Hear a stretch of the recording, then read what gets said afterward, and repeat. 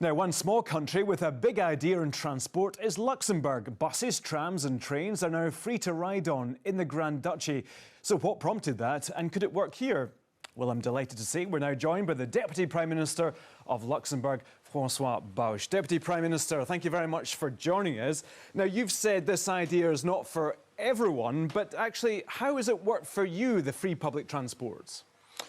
Yes, it's a part of a big strategy that we implemented in Luxembourg about 8 years ago, because you must know Luxembourg is a country where you have the highest concentration of individual cars per inhabitants. We are really in front in the whole of European Union. So trying a paradigm shift in the mobility sector in a country like Luxembourg was not so evident at the beginning. And the free public transport is in fact one of major tools that we really implemented to really push in direction to get more multi-modal, not only fixed on, for example, individual cars. So we started the project last year on the 1st of March 2020. It was 2 weeks before we did a lockdown, before COVID came.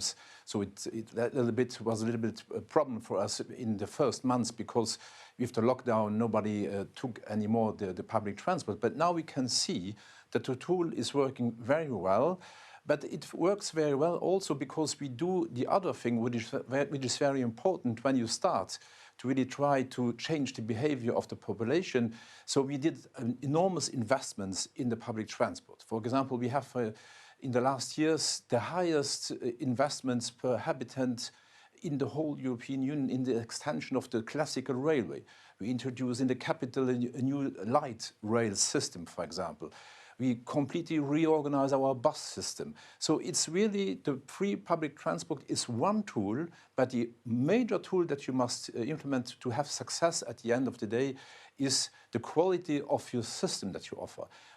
We really launched this paradigm shift in a sense that we said 8 years ago, we don't move in the future vehicles, but we want to move people. Right. And when you really want to move people, you must really look what are the different possibilities that you have to move around and to organize your mobility, and then offer a whole system that the population can use and not being fixed on one mode of transport. So it's multimodality that we want to favorize. And that's what we are doing now for 8 years, and the free public transport is coming on the top, and it's helping us at the end really to push. Do you think, you've now been in Glasgow, do you think that is something that could work in Glasgow, or is Luxembourg so kind of specific, so unique, that in a way it might not work here? And how much money does it cost? It can work in every big urban area. I always say that Luxembourg is a country, we have 630,000 inhabitants, and per day 230,000 commuters coming from Belgium, from France, from Germany to Luxembourg. So in total about 850 to 900,000 people being in Luxembourg during the day and having a need of mobility. So in big urban areas that can function. It is not a model that you can now use, for example, to make free the whole train systems in a country like, let's say, UK, in the whole UK. But for Glasgow, or the big area of Glasgow, it could function. In every big urban area, it can function. And in Luxembourg, for example, we had already, before launching the free public transport, we had very low fares for the public transport. So it cost us not so much more to make it for free.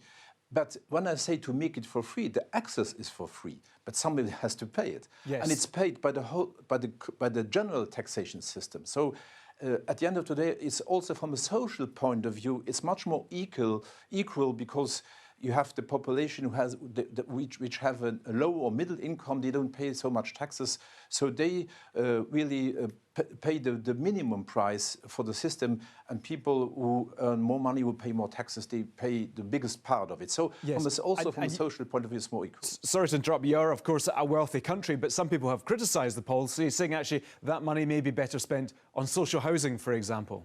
Yeah, but it's a question of political choices. If we want to reorganize the mobility, we must do political choices, and we switched our political priorities.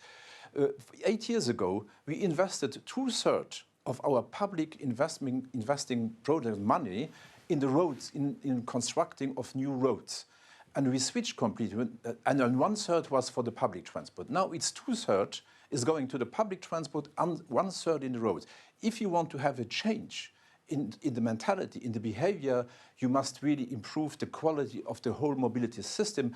And like I said, the whole thing is we must move people and not vehicles. And is it having a positive environmental effect? Because Luxembourg's environmental record is indeed very poor, but again, it's a unique situation with many people coming into the country.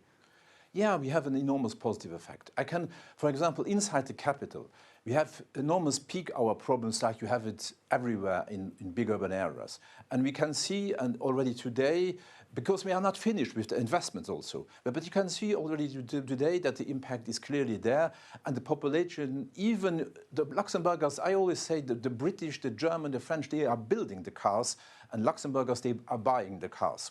And so we are a very car-loving country.